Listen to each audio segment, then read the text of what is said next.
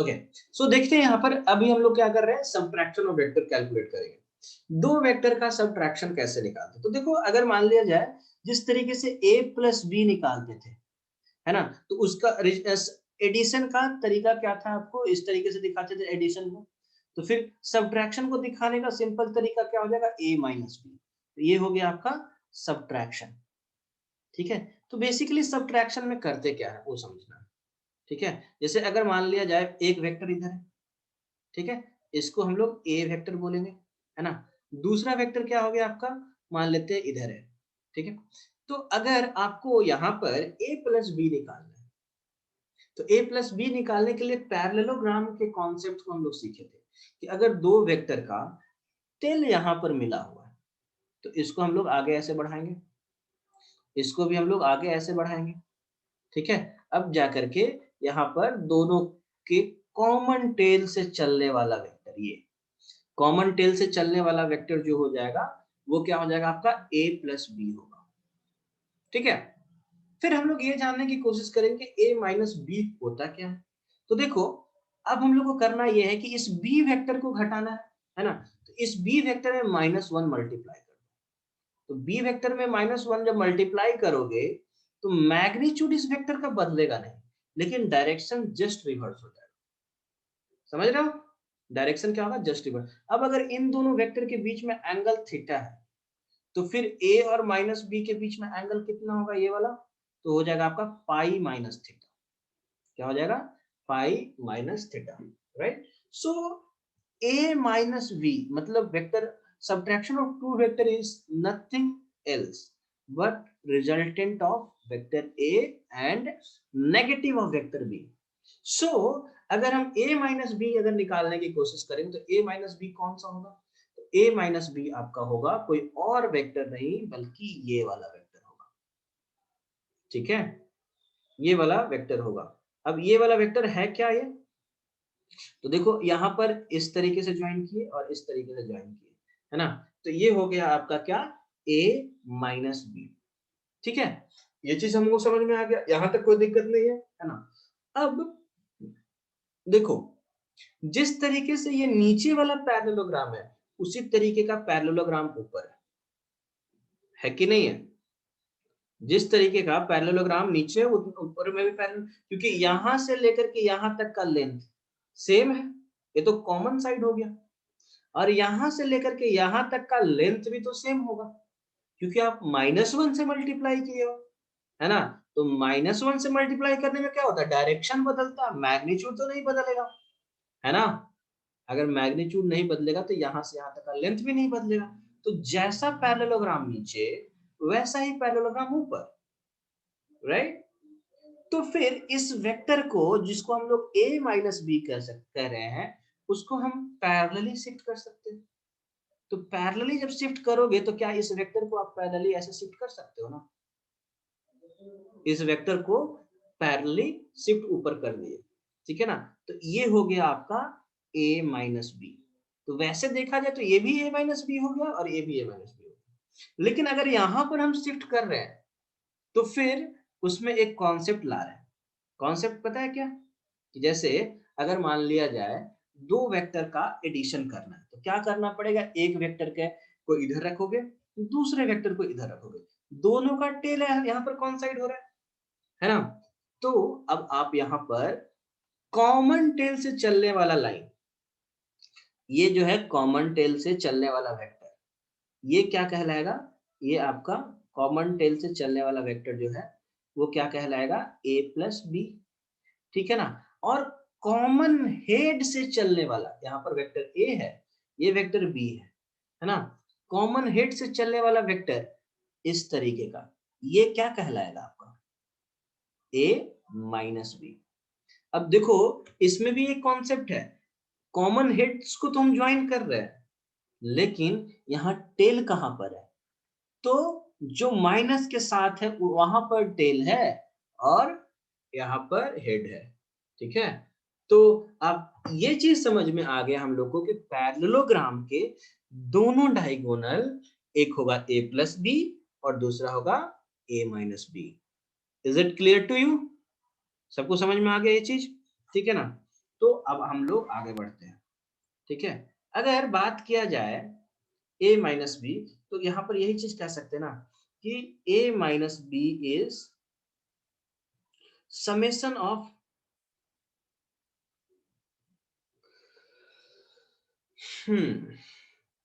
देखो a minus B क्या है, आपका स्मॉलर डायगोनल हो गया यहाँ पर, ठीक है ना, स्मॉलर डायगोनल हो गया, ठीक है, ऑफ पैरेललोग्राम।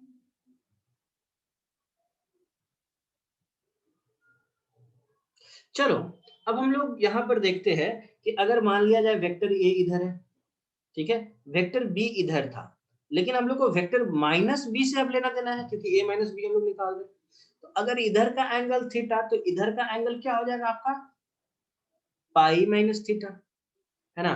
तो अगर हम ये पूछे आपसे कि a माइनस बी वेक्टर का रिजल्टेंट क्या होगा, है ना, जो इसके बीच में होगा उसका रिजल्टेंट क्या होगा, तो आप क्या बोलोगे, एक हो गया वेक्टर a का स्क्वायर प्लस वेक्टर b का square plus 2 into A into B into cos 180 minus theta. क्योंकि ये अगर हम लोग a और b के बीच में रिजल्टेंट निकालते, a और b के बीच में रिजल्टेंट निकालते तो यहाँ पर cos थीटा लेते, लेकिन a और माइनस b के बीच में रिजल्टेंट निकाल लेते यहाँ पर 180 माइनस थीटा लाते। तो यही बेसिक डिफरेंस है और कोई डिफरेंस नहीं है, ठीक है। और एक चीज समझो, आप लोग को ये फॉर्मूला पढ़ाया गया था कि cos 180 minus theta is equal to होता है क्या, माइनस cos थीटा, ठीक है। सेकेंड क्वाड्रेंट में साइन पॉजिटिव होता है, उसके अलावा cos और tan जो होता है वो नेगेटिव होता है, राइट। सो यहां से हमारा नेक्स्ट स्टेप क्या होगा कि यहाँ पर रिजल्टेंट मैग्नीट्यूड जो हो जाएगा वो होगा आपका a square plus B square minus 2ab cos theta, simple, ठीक है। वहीं पर आपका a प्लस बी का मैग्नीट्यूड कितना आया था, तो a square plus B square plus 2ab cos theta, ठीक है। तो ये दो ए बेसिक डिफरेंस हो गया a प्लस बी और a माइनस बी में। अगर आप मैग्नीट्यूड के टर्म में बात करोगे तो समझ गए, ये बात क्लियर हो गया। अब देखो इस केस में आप tan फाई क्या लिखे थे, यहाँ पर tan फाई क्या लिखे थे, b sin theta divided by a plus b cos theta, यही लिखे थे ना। यहाँ पर tan फाई 2 कर लो, यहाँ पर 1 है तो यहाँ पर 2 कर लो, तो यहाँ पर क्या होगा, तो यहाँ पर आप लिखोगे b sin 180 minus theta divided by a plus b cos 180 minus theta. तो देखो इस केस में आपको कुछ ज्यादा टेंशन लेने की जरूरत नहीं, वेक्टर वही है, a और b वही है ना। बदल क्या गया, तो बदला केवल एक चीज, दोनों वेक्टर के बीच में अब नया एंगल जो है वो 180, वो पहले थीटा था अब 180 माइनस थीटा हो गया, है ना। तो a प्लस बी के केस में केवल थीटा और a माइनस बी के केस में क्या हो जाएगा 180 माइनस थीटा। तो ये अंतर हुआ और कुछ नहीं। तो जहां जहां एंगल थीटा आप देख रहे हो वहां पर 180 minus theta 180 minus theta put कर देंगे, राइट। सो अब देखो sine 180 minus theta is equal to क्या होता है, ये चीज हम लोग को पता होना चाहिए। तो साइन सेकेंड क्वाड्रेंट में पॉजिटिव होता है ना, यहाँ पर क्या हो जाएगा साइन थीटा ऐसे, और नीचे क्या लिखेंगे cos 180 माइनस थीटा, यहाँ पर भी आपको बता चुके हैं, देखो यहाँ पर भी आपको बता चुके हैं ये formula, cos 180 minus theta equal to minus cos theta. So what will be your final result, a minus b cos theta. So ये हो गया आपका tan फाई का वैल्यू, है ना। तो इस तरीके से आपको मैग्नीट्यूड के बारे में भी आइडिया लग गया और डायरेक्शन के बारे में भी आइडिया लग गया, तो फिर यहाँ से कोई दिक्कत नहीं है ना। ओके, अब देखो जिस तरीके से बहुत सारे इंफॉर्मेशन हम लोग एडिशन के केस में देखे थे, उसी तरीके से बहुत सारे केसेस हम लोग अब सब्ट्रैक्शन में भी देखेंगे, कुछ कुछ उस तरह के केसेस, ठीक है ना। अब देखो एक चीज समझना आप लोग कि is there any case when, question अगर हम आपसे पूछते हैं if a plus b is equal to a minus b, ठीक है, then find angle between vector a and b, vector a and b। ये क्वेश्चन आपसे पूछा जा सकता है, बेसिक क्वेश्चन है। मतलब दो वेक्टर है ना, दो वेक्टर है, एक है वेक्टर a और दूसरा है वेक्टर b, ठीक है। अब दोनों वेक्टर के बीच में क्या एंगल रहेगा, या तो आप इन दोनों को ऐड कर दो तो भी मैग्नीट्यूड सेम हो जाएगा, और या सब्ट्रैक्ट कर दो तो भी मैग्नीट्यूड सेम हो जाएगा। अब यहाँ पर एक चीज ध्यान देना आप लोग, मैग्नीट्यूड सेम करने की बात कर रहा है, डायरेक्शन सेम करने की बात नहीं कर रहा है, समझ रहे हो ना। तो इसका मतलब ये नहीं हुआ कि a प्लस बी वेक्टर और a minus B vector same हो जाएगा, दोनों का मैग्नीट्यूड सेम होगा लेकिन दोनों सेम नहीं होगा। ये बात समझ में आ रहा है? क्योंकि क्यों नहीं सेम होगा, जैसे अगर मान लिया जाए यहाँ पे पैरेललोग्राम है, एक पैरेललोग्राम इधर होता है, एक डायगोनल इधर हो सकता है, दूसरा डायगोनल इधर होगा ही, ये दोनों सेम वेक्टर कैसे हो सकता है, कभी नहीं होगा, है ना। क्योंकि अगर इधर दो वेक्टर है तो एक डायगोनल a प्लस बी हो जाता है, तो दूसरा डायगोनल क्या होगा, a माइनस बी। तो एक, अब किसी पैरेललोग्राम में ये दोनों डायगोनल एक कैसे हो सकता है, दोनों का तो ओरिएंटेशन अलग अलग है, दोनों का पूरा स्ट्रक्चर अलग अलग है ना, लेकिन हाँ इन दोनों का लेंथ बराबर हो सकता है। तो आप फिर ऐसे सोचो, पहले तो इसको सोचने का तरीका बताते हैं। देखो वेक्टर के केस में हर क्वेश्चन दो तरीके से बन सकता है, या तो आप ज्योमेट्रिकली बना दो, है ना, या तो आप ज्योमेट्रिकली बना दो या तो आप सॉल्व करके बनाओ। तो सबसे पहले हम लोग फील करते हैं ज्योमेट्रिकली। आप देखो, समझो इस बात को कि एक वेक्टर इधर है, दूसरा वेक्टर इधर है, ठीक है। अब यहाँ पर a प्लस बी और a माइनस बी क्या है, ये दोनों डायगोनल। तो अब एक बात बताओ, क्या कभी ऐसा हुआ है कि डायगोनल का लेंथ इक्वल हो जाए कोई ऐसे पैरेललोग्राम में, जब डायगोनल का लेंथ इक्वल हो जाए इन पैरेललोग्राम, इफ डायगोनल लेंथ अगर इक्वल हो जाए तो वो क्या रेक्टेंगल बन जाता है? यस। रेक्टेंगल बनेगा ना जी। देखो अगर मान लिया जाए इसका लेंथ है तो ये डायगोनल का वैल्यू कितना होगा, ए स्क्वायर प्लस ए स्क्वायर, पाइथागोरस थ्योरम से हाइपोटेनस निकाल लोगे। उसी तरीके से ये डायगोनल की बात करेंगे, है ना। तो ये और ये अगर लेंथ तो दोनों बराबर है, बेस और प्रोपेंड, तो दोनों का स्क्वायर करोगे तो आपका इसका लेंथ मिल जाएगा। तो ऐसे केस में डायगोनल अगर लेंथ इक्वल होगा तो वो क्या बनेगा, रेक्टेंगल बनेगा, ठीक है। रेक्टेंगल बनेगा, या तो फिर स्क्वायर बन सकता है। स्क्वायर कब बनेगा, जब लेंथ का साइड भी इक्वल हो, यहाँ पर मतलब ये लेंथ और ये लेंथ दोनों अगर इक्वल हो तभी ना, अदरवाइज तो नहीं। Let's move to next topic. So यहाँ पर हम लोग ये बात समझ में आया कि यहाँ पर कैसा सिचुएशन होगा, इस तरह का सिचुएशन होगा रेक्टेंगल का, जिसमें एक वेक्टर आपका इधर होगा, दूसरा वेक्टर आपका इधर होगा। अब दोनों के बीच में 90 डिग्री एंगल ऐसे बन रहा होगा। तो ऐसे केस में आप देखो यहाँ पर a प्लस बी ये हो जाएगा, ये क्या हो जाएगा आपका a प्लस बी, राइट। और आपका a माइनस बी क्या हो जाएगा, a माइनस बी ये हो जाएगा, ठीक है ना, a माइनस बी हो जाएगा, ठीक है। ये चीजें हो गई। तो हम लोग को इतना समझ में आ गया कि यहाँ पर एंगल कितना हो जाएगा, थीटा इक्वल टू 90 डिग्री, ठीक है। ये बात तो समझ में आ गया, कोई दिक्कत नहीं है, ये जस्ट सीखे थे। अब इसको थोड़ा सा और प्रैक्टिकल लाइफ में लाते हैं।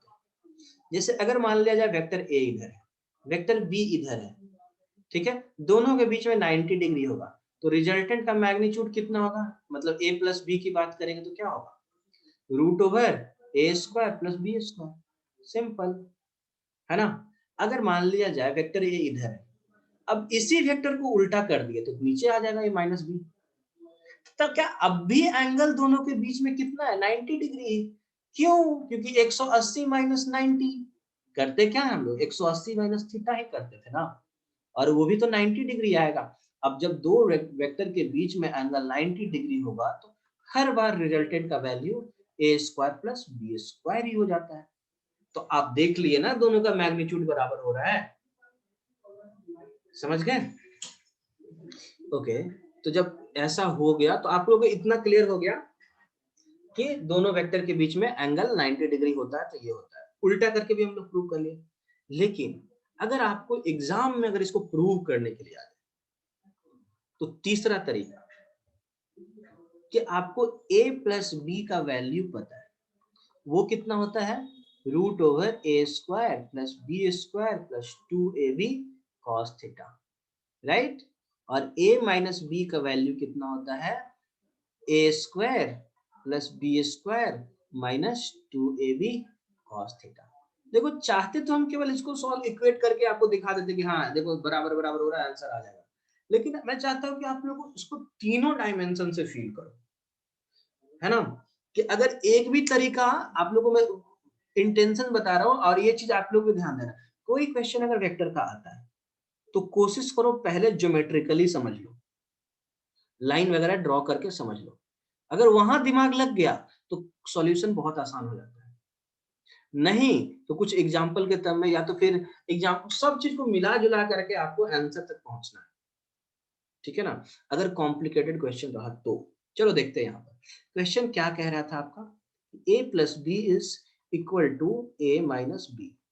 सो in this case what we have to do is कि जस्ट हम लोग को इन दोनों को इक्वेट करेंगे। तो कैसे इक्वेट करोगे आप, a square plus B square plus 2ab cos theta, right?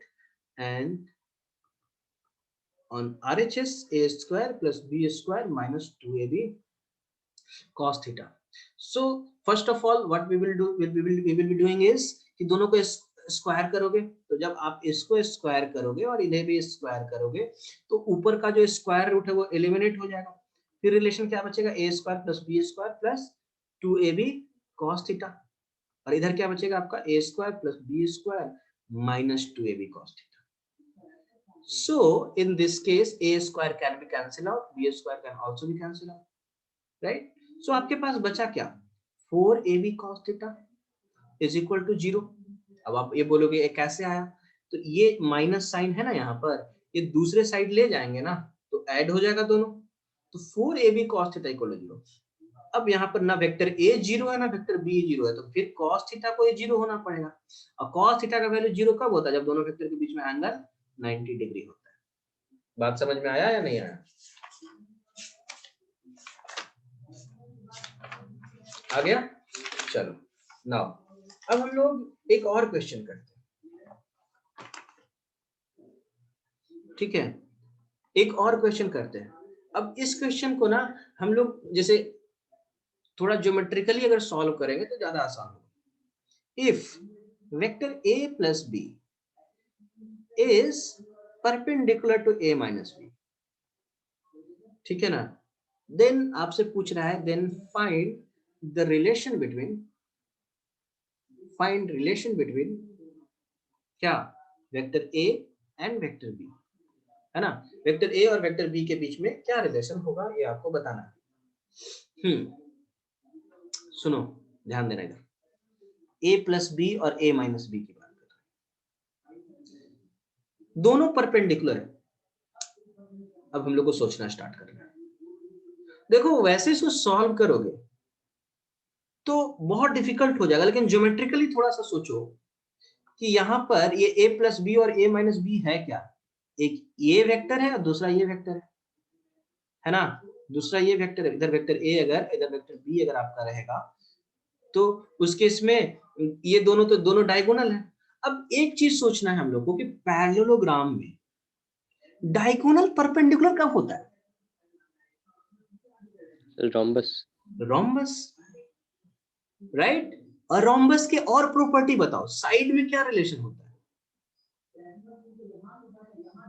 Adjacent side equal, है ना? रोम्बस में ये एंगल 90 डिग्री नहीं हो पाता है, अगर ये 90 डिग्री एंगल हो जाए तो फिर वो क्या बन जाएगा, स्क्वायर बन जाता है, राइट?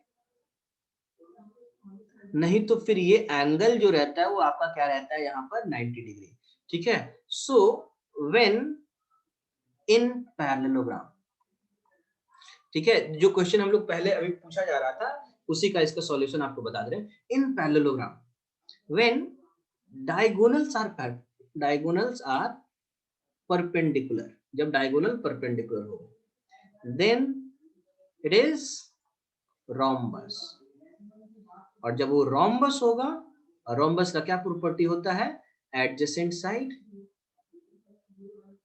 Side equal. तो एडजेसेंट साइड इक्वल मतलब वेक्टर ए का मैग्नीट्यूड और वेक्टर बी का मैग्नीट्यूड बराबर हो गया। तो अगर आपसे पूछेगा दोनों का मैग्नीट्यूड का रेशियो आपसे पूछेगा तो कितना आप बताओगे, 1 बोलोगे, है ना। तो इस तरीके से आप ये क्वेश्चन भी सॉल्व कर लेंगे। तो देखो आपको इन दो क्वेश्चंस के थ्रू ज्योमेट्रिकल लेवल पे अंडरस्टैंडिंग तो बिल्डअप हो गया। So now will next move to some theoretical question. Theoretical question में देखते हैं हम लोग, देखो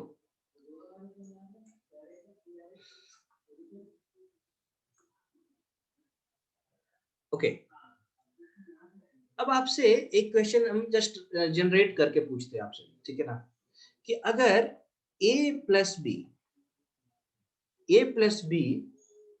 अगर √3 टाइम्स हो जाए a माइनस बी से, ठीक है, देन फाइंड, ठीक है ना, then find the relation between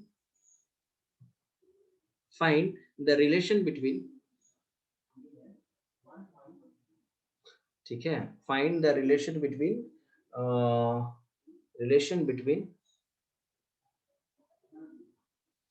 A and B, ठीक है। एक सेकंड गिवन में एक चीज और दे देते हैं, ठीक है। गिवन में मैग्नीट्यूड ऑफ A जो है वो मैग्नीट्यूड ऑफ B के बराबर है, ठीक है। मैग्नीट्यूड ऑफ A और मैग्नीट्यूड ऑफ B बराबर है ना। अब आपको काम करना है इसमें, ठीक है। देखना है यहाँ पर, इसके आंसर पे बात करते हैं।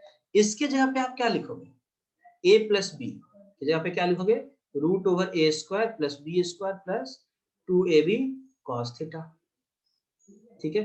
इधर क्या लिखेंगे आप, √3 times √a² plus b² minus 2ab cos theta, ठीक है। ये चीज लिखेंगे। अब देखो नेक्स्ट में क्या करेंगे, आप स्क्वायर करोगे, तो a² plus b² plus 2ab cos theta is equal to 3 times a² plus b² minus 2ab cos theta, ये हो गया, है ना। अब यहाँ पर फाइंड द रिलेशन नहीं पूछते, फाइंड द एंगल बिटवीन, ठीक है, एंगल बिटवीन आपसे पूछा। अब यहाँ पर एक गिवन कंडीशन क्या है कि मॉड ऑफ ए और मॉड ऑफ बी जो है वो बराबर है, तो इसको हम के मान लेते हैं। तो इसके जगह पे आप क्या लिखोगे, k², इसके जगह पे क्या लिखोगे, k², यहाँ पे क्या लिखोगे 2k² cos थीटा, यहाँ पर क्या लिखोगे 3k², ठीक है, प्लस k² माइनस 2k², एक सेकेंड, 2k² cos थीटा।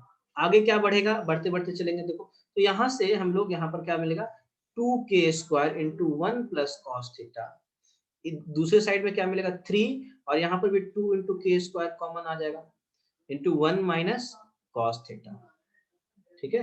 इस तरीके से तो ये 2k² कैंसिल आउट कर लो, है ना। फिर देखो क्या आएगा, 1 plus cos theta is equal to 3 minus 3 cos theta. तो यहाँ पर आपको क्या मिलेगा, देखो यहाँ पर आपको मिलेगा 4 cos theta is equal to 3 minus 1, that is 2, समझ रहे हो। तो यहाँ पर cos theta is equal to 2/4, that is 1/2, that is theta is equal to 60 degree. अब ये कॉन्सेप्ट को समझना, देखो ये तो चीज हो गया, ये क्वेश्चन को इतना सॉल्व करने का जरूरत नहीं था, यहां से यहां तक सॉल्व करने का बिल्कुल जरूरत नहीं। बस अगर आपके माइंड में ये क्वेश्चन इसलिए मैं कराया क्योंकि आपको थोड़ा सा पास्ट की चीजें याद दिला सके। यहाँ पर आपको बहुत एक गोल्डन चीज दिया हुआ है, गोल्डन इंफॉर्मेशन दिया हुआ है, वो क्या है कि दोनों वेक्टर का मैग्नीट्यूड इक्वल है ना। अब ऐसे सिचुएशन में क्या होगा, अब देखो ये सिचुएशन मैं बताता हूँ, ठीक है, अब ध्यान देना इधर। देखो अगर एक वेक्टर इधर है, दूसरा वेक्टर इधर है, ए और बी दोनों का मैग्नीट्यूड क्या है, बराबर बराबर है। अगर दोनों के बीच में एंगल 60 डिग्री होगा तो रिजल्टेंट क्या हो जाता था आपका, √3 टाइम ए। यहाँ पर भी ए और यहाँ पर भी √3 टाइम ए। और जब ये अपोजिट होगा तो ये एंगल कितना बन जाएगा, 120 डिग्री। जब दो वेक्टर के बीच में 120 डिग्री एंगल होता था और दोनों का मैग्नीट्यूड बराबर होता था, तो आपको बताए थे कि इसका रिजल्टेंट जो होगा वो ए का होगा। ये चीज बताया गया कि नहीं बताया गया कि अगर यहाँ पर ए एंगल 60 तो √3a, अगर यहाँ पर एंगल 90 तो यहाँ पर √2a, और यहाँ पर अगर 120 डिग्री तो यहाँ पर केवल a, यहाँ पर 0, यहाँ पर 2a। ये कॉन्सेप्ट लास्ट क्लास में बताए थे, है ना। यहाँ पर 120 डिग्री ये एंगल है, ठीक है। तो ये कॉन्सेप्ट का ध्यान रखना आप लोग, बहुत बार ये कॉन्सेप्ट चेक कर लेता है, ठीक है। तो इसका आप लोग ध्यान देना कि यहाँ पर अगर मान लिया जाए वेक्टर ए, ठीक है, और यहाँ पर वेक्टर बी है और दोनों के बीच में 120 डिग्री है, तो ऐसे सिचुएशन में a प्लस बी जो होगा वो कितना होगा, a होगा ना। लेकिन a माइनस बी की बात करोगे तो a माइनस बी अगर मान लिया जाए इफ मॉड ऑफ a और मॉड ऑफ b अगर बराबर हुआ, ठीक है, तो दोनों का रिजल्टेंट जो हो जाएगा वो a हो जाएगा पहले केस में। और a माइनस बी अगर तुम करोगे तो कितना आएगा, √3। आया ना, ये बात समझ में आ रहा है। अब तुम यहां से एक चीज फिगर आउट कर पा रहे हो कि a प्लस बी और a माइनस बी की बात करेंगे तो कौन बड़ा, a माइनस बी का मैग्नीट्यूड बड़ा ना। क्या a माइनस बी का मैग्नीट्यूड इतना है और उसका मैग्नीट्यूड कम है, तो यहां पर ये बड़ा हो गया। अब सुनो यहां पर कॉन्सेप्ट समझो कि a minus B subtraction of vector बड़ा कब हो जाता है एडिशन ऑफ वेक्टर से, जब इसके बीच में एंगल जो होता है वो एक्यूट एंगल नहीं होता है, ऑब्ट्यूज एंगल होता है। समझ में आया। अब देखो एक चीज और समझो, दो वेक्टर है, दो वेक्टर के बीच में जैसे अभी हम लोग बात कर रहे थे ऊपर कि यहाँ पर अगर 60 डिग्री हो गया, अगर दोनों वेक्टर इधर ही है तो 2a, 60 डिग्री तो √3a, 90 डिग्री तो 2a, सॉरी √2a। आप एक चीज ऑब्जर्व करो ना, यहाँ पर एक चीज ऑब्जर्व करो ना कि जैसे जैसे एंगल बढ़ाते जा रहे हो रिजल्टेंट का मैग्नीट्यूड घटता जा रहा है। ये चीज आप लोग नोट किए कि नहीं कि एज थीटा इज इंक्रीजिंग, अगर थीटा बढ़ रहा हो तो क्या होगा, a प्लस बी जो होगा क्या हो रहा है, डिक्रीज कर रहा है, ठीक है ना। क्योंकि देखो एक बार 0 डिग्री पे रिजल्टेंट क्या दिया अपना, मैक्सिमम वैल्यू दिया, और 180 डिग्री पे क्या मिला आपको, मिनिमम वैल्यू मिला, है ना। तो a प्लस बी का के बीच में का जो मैग्नीट्यूड जो होता है, ठीक है, वो उल्टा चीज लिख दिया यहाँ पर, ठीक है। थोड़ा सा इसको तुम लोग अपने सेंटेंस में लिख ले, ठीक है ना, कि यहाँ पर आप लोग 180 डिग्री पे मिनिमम रिजल्टेंट होता है, ठीक है, और यहाँ पर रिजल्टेंट मैक्सिमम बनता है एट थीटा इक्वल टू इतना एंड थीटा इक्वल टू इतना, रिजल्टेंट जो होगा वो मिनिमम होगा, ठीक है। तो इससे पूरा ओवरऑल समरी ये बना कि देखो अब नेक्स्ट कॉन्सेप्ट सीखो कि अगर मान लिया जाए दो वेक्टर के बीच में, एक वेक्टर इधर है दूसरा वेक्टर इधर है, दोनों वेक्टर के बीच में अगर यहां पर ऑब्ट्यूज एंगल बन गया मतलब थीटा 90 से बड़ा, तो फिर जब तुम माइनस बी करोगे तो ये जो एंगल बनेगा वो अल्फा मान लो। तो अल्फा क्या 90 से कम होगा कि नहीं होगा, होगा कि नहीं होगा। अब बताओ ये 90 से बड़ा है, अब इन दोनों का जो रिजल्टेंट होगा ये ऑटोमेटिक ये होगा तुम्हारा a प्लस बी, और यहाँ पर इन दोनों के बीच में जो होगा वो क्या होगा, a माइनस बी। अब ऑब्वियस है कि यहाँ पर एंगल 90 से कम है तो ये हाई मैग्नीट्यूड होगा, हायर मैग्नीट्यूड होगा, ठीक है, और ये लेस मैग्नीट्यूड होगा, ठीक है ना। तो यहां से हम लोग को नोट में ये चीज लिख सकते हैं क्या कि if angle between vector A and B is obtuse, then A plus B का मैग्नीट्यूड जो होता है उससे A माइनस B का मैग्नीट्यूड क्या हो जाएगा, बड़ा हो जाएगा. If angle is acute, अगर एंगल acute हो जाएगा तो A plus B और A बड़ा हो जाएगा A माइनस B से.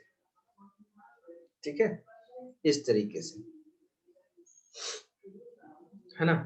तो अब देखो, अब थोड़ा सा और कॉन्सेप्ट को पे थोड़ा हम लोग और ब्रश अप कर देते हैं. ठीक है, जैसे एकदम बहुत सिंपल एक क्वेश्चन आप लोग से करा देते हैं. ठीक है, कि if vector A is equal to 6 newton, vector B is equal to 8 newton. ठीक है, and angle between them is 60 degree. ठीक है, find A minus B. Simple, सबसे बेसिक क्वेश्चन आपका यही बन सकता है ना. तो आपको क्या करना है यहाँ पर कि यहाँ पर आंसर के तौर पे या तो आप सीधे फॉर्मूला लगा दोगे, A माइनस बी का रिजल्टेंट कितना हो जाएगा. तो आप यहाँ पर क्या करोगे, A square plus B square plus 2ab cos 180 minus 60 degree. That means यहाँ पर क्या लिखेंगे आगे, A square plus B square minus 2ab cos 60. Right, अब इसको आप सॉल्व करके आंसर तक पहुंच जाओ. 6 का स्क्वायर प्लस 8 का square minus 2 into 6 into 8 into 1/2. इसको सॉल्व करके आप मैग्नीट्यूड निकाल लोगे. अगर आपको डायरेक्शन की बात करेगा तो tan phi is equal to क्या था formula, b sin theta upon a minus b cos theta. अब आपको थीटा की जगह पे क्या पुट करना है, सिंपल 60 डिग्री. ये भी यहाँ पर आपको 60 डिग्री पुट करना है और आप आंसर तक पहुंच जाओगे, है ना. तो यहाँ तक तो आपको बहुत आसानी से क्वेश्चन बन जाएगा. ठीक है,